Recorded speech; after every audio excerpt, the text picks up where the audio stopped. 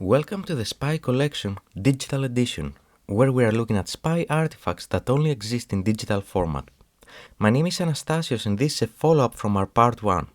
If you haven't watched it, it could be good to check it out since it will give you additional context around this multi-year campaign. In summary, in the period of 2014 to 2016, Russia's military intelligence, better known as the GRU, conducted several high-profile cyber espionage activities to support Russian government's foreign policy and military strategic efforts. The cybersecurity and intelligence firm Trend Micro dubbed them as Operation Pawn Storm, inspired by the pawn storm strategy in chess. As per the Chess Thinking book, Pawn Storm is a tactic in which several pawns are moved in a rapid succession towards the opponent's defenses. Now, very briefly, GRU is a huge intelligence organization. We are talking about tens of thousands of employees. Apparently, only a very small subset of those were involved in those cyber espionage operations, and according to Western intelligence agencies and private cyber threat intelligence firms, that was the 85th Special Services Center, which within the Russian military it is known as the Military Unit 26165. That unit is part of the GRU's 6th Directorate, which is responsible for electronic and signals intelligence operations. And in case you didn't know that, across the entire world, cyber operations fall under the SIGINT space since, technically, it's intercepting signals of communication. Digital communication, but still communications.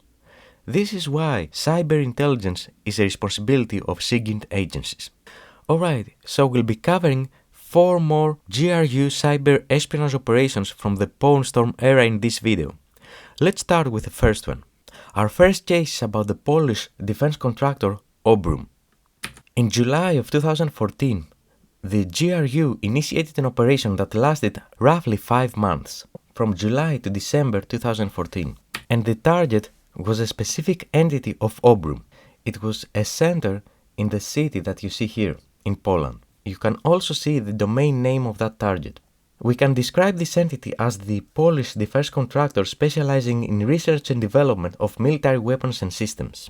But why was Obrum, and specifically this center, such a high-value target for the Russian military intelligence?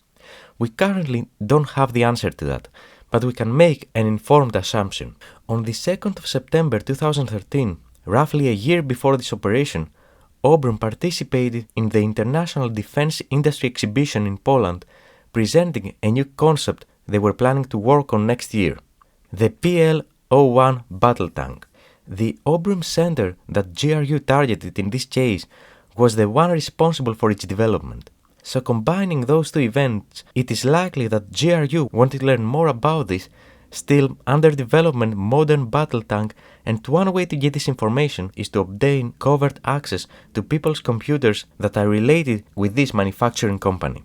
But how exactly did this operation took place? The first thing that the GRU operators did was to covertly compromise this website. Unfortunately, we do not have enough information to know how they did it.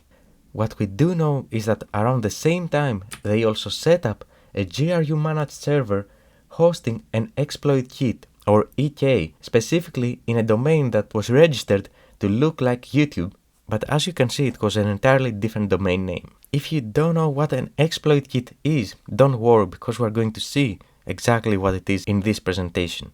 After having those building blocks in place, the GRU operators did a very small change into the website of Obrum. Specifically, they added a reference to that fake YouTube website so that anytime a visitor visits the legitimate Obrum website, this EK assesses if they are a real target or not, and then, if they are a real target, it identifies what are the vulnerabilities on their system that can be exploited, selects the appropriate exploit, exploits the visitor's web browser, and installs a custom cyber espionage software implant allowing GRU full access to that person's device. Those kinds of attacks are also known as waterhole attacks, and the reason is that you do not attack directly the target, in this case specific individuals having access to this center of Obrum.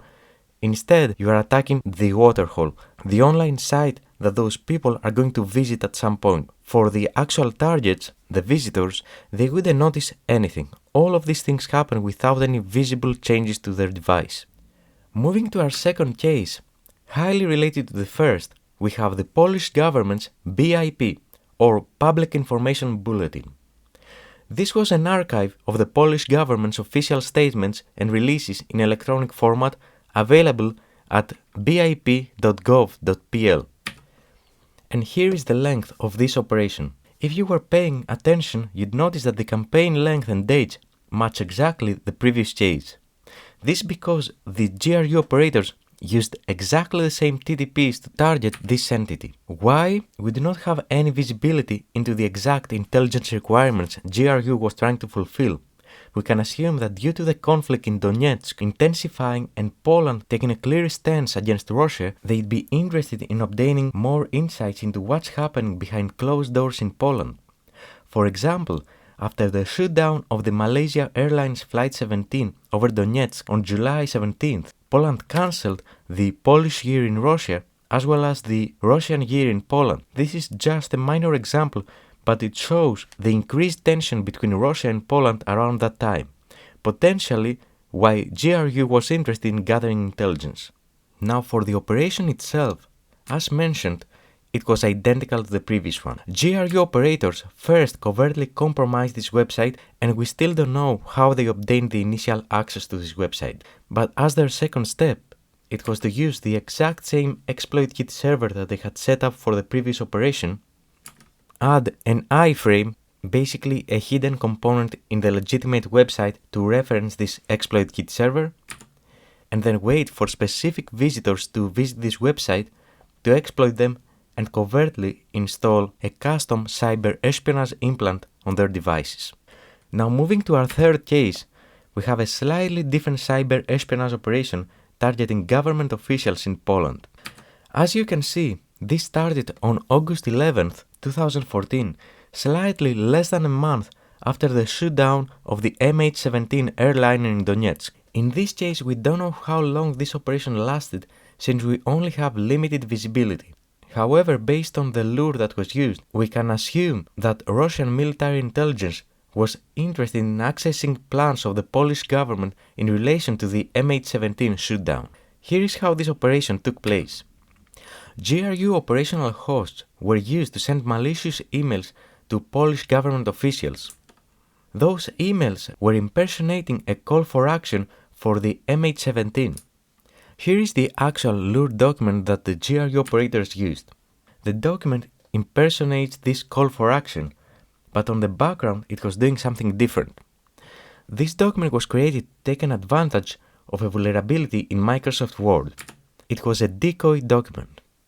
Specifically, it was taking advantage of a remote code execution vulnerability known with the unique identifier CVE 2012-0158, and what it was doing? It was extracting a hidden downloader from that document and executing this downloader. What this downloader program was doing is to contact a GRU-operated command and control server to fetch the actual cyber espionage software implant. The GRU C2 server was assessing if this is a legitimate target or not, and if yes, it was sending back the cyber espionage software implant, which was immediately covertly installed to the device, allowing the GRU operators full access to this Polish government official's device. Our third operation was also in Poland. It was on the IRGIT, the Polish Financial Clearing of Exchange Transactions. This operation was far shorter, just 31 days, in the period of September to October 2014. The target was the official website of the IRGIT, who are responsible in Poland for the financial clearing of exchange transactions and the security of the markets. Basically, the Polish Financial Supervision Authority, KNF, authorized IRGIT for security of trading on the TGE, the Polish Power Exchange. Just like in the previous cases, we do not have any conclusive information on why the Russian GRU would be targeting them around that time. However, we can make the assumption that due to the energy crisis between Russia and Poland around this time, On September 10th, for instance, Russia cut the gas exports to Poland. The GRU would be interested in monitoring what is happening in the background. How is Poland managing this energy crisis situation that they were dealing with back then? And unsurprisingly, the GRU operators didn't try to invent an entirely different tactic to achieve this objective. Instead, they followed the same tactic we talked about previously, the waterhole attack.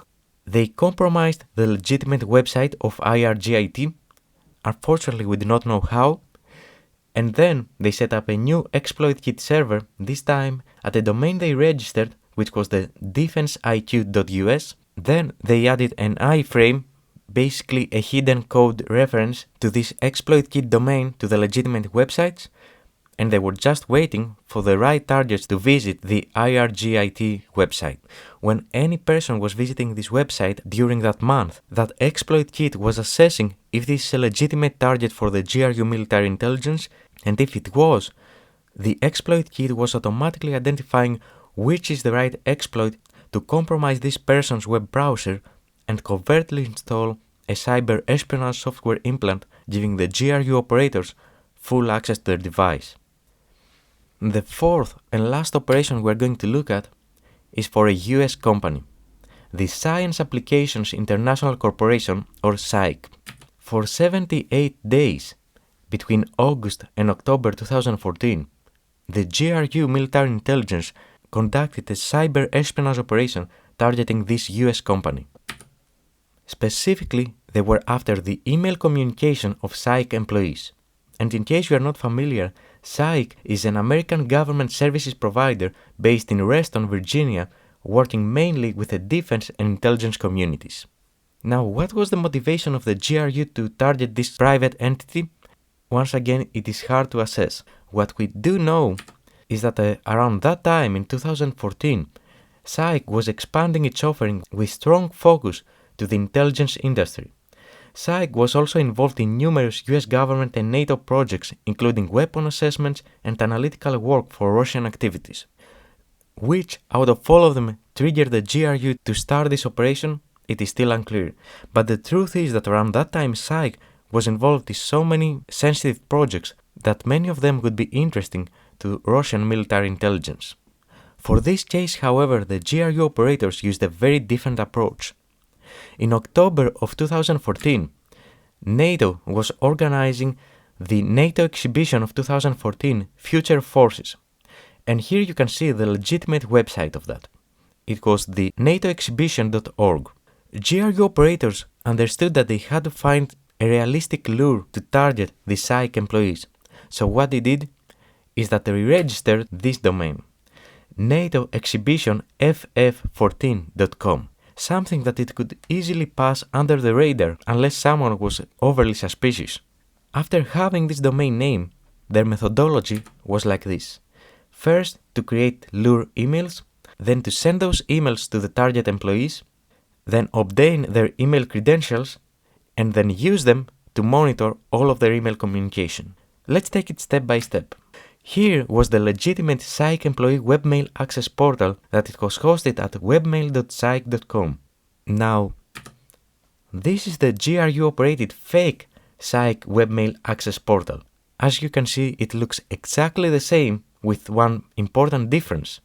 It is hosted at webmail-saic.com instead of .saic.com. Something that it could easily go unnoticed, and this was the exact purpose of that, to go unnoticed. So the GRU operators sent emails using the fake NATO domain to contact those target employees, and either there was a link for them to get an update for the conference, or to register for the conference, or see some special event, and various other lures. If they clicked on any of them, they would be redirected to this website, which they might be thinking that they have to log into their email.